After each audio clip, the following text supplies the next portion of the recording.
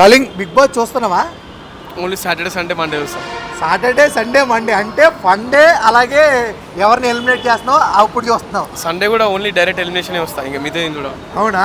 సరే, చూస్తున్నప్పుడు ఎలా అనిపిస్తుంది డార్లింగ్? పెద్దగా ఏం అనిపిస్తలే. అవినాష్ ఎంటర్టైన్మెంట్, రోహిణి ఎంటర్టైన్మెంట్ కొంచెం బాగుంది అనిపిస్తుంది అంతే. ఇప్పుడు నిన్న అయితే సోమవారం చూసావా? చూసినా నిన్న. ఎలా అనిపించింది? కొంచెం కొత్తగా తీసిరు ఈసారి, అట్లా బాగుంది. అలాంటివి ఏమైనా కొత్త కొత్త ట్విస్ట్ చేస్తే ఇంకా ఎంటర్టైనింగ్ ఉంటుంది, వ్యూవర్షిప్ పెరుగుతుంది. ప్రతిసారి ఉన్న రొటీన్ ఉంటే పోయిన సీజన్ ఎట్లా అటర్ ఫ్లాప్ అయిందో అట్లా అటర్ ఫ్లాప్ అవుతుంది ప్రతి సీజన్. ఇప్పుడు బయట వాళ్ళు వచ్చి ఎలిమినేట్ అయిన వాళ్ళు నామినేషన్ చేయాలి అని అన్నారు కదా, అది కొత్త ట్విస్ట్ ఏమనిపించింది?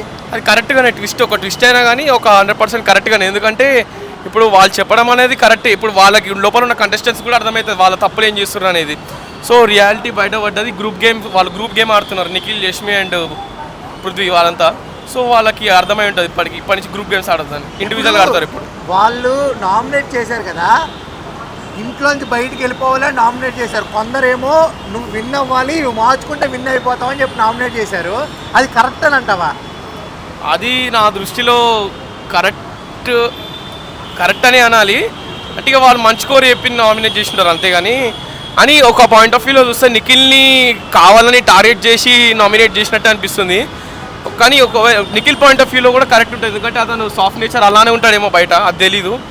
సో నిఖిల్ కూడా కరెక్ట్ అవ్వచ్చు. సో ఒక నిఖిల్ పర్స్పెక్టివ్లో చూస్తే, బయట ఆడియన్స్ కొంతమంది పరంగా చూస్తే వాళ్ళు నిఖిల్ మాస్క్ బయటకు వచ్చింది అనుకోవచ్చు.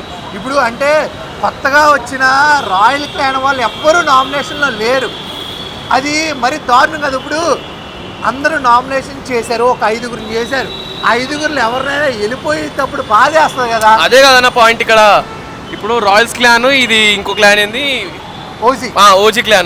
ఓజీ క్లాన్లో అందరినీ వీళ్ళని నామినేట్ చేస్తారు. కానీ రాయల్స్ క్లాన్లో ఎవరిది తప్పు తీస్తారు, ఎవరిని నామినేట్ చేస్తారు. ఇద్దరు ఛాన్స్ కదా.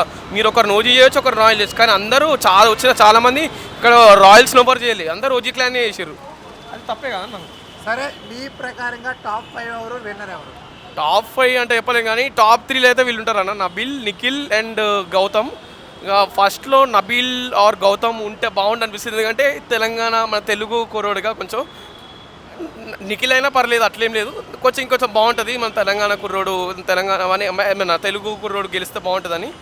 టాప్ 4 and 5లో వచ్చేసి ఒక విష్ణుప్రియ ఉండొచ్చు, లేదా టేస్టీ, అది టఫ్ ఫైట్ ఉంటుంది, టగ్ ఆఫ్ వార్ ఉంటుంది టాప్ 4 and 5. ఈ వీక్ ఎవరు వెళ్ళిపోతారని నీ అభిప్రాయం? యష్మి అని అనిపిస్తుంది, కానీ మళ్ళీ పోయినసారి కూడా యాక్చువల్ యష్మి అవ్వాలి, కానీ యష్మిని తీయట్లేరు. ఎందుకంటే కంటెంట్ కోసమో మరి వ్యూవర్షిప్ కోసమో అది తెలియదు. మరి అందమైన అమ్మాయి ఒక్కరితే ఉంది కదా, అందుకే కదా ఉంచింది. Yashmi actual last week eliminate అవ్వాలి, కానీ హరితేజని ఎలిమినేట్ చేసిర్రు ఆడ.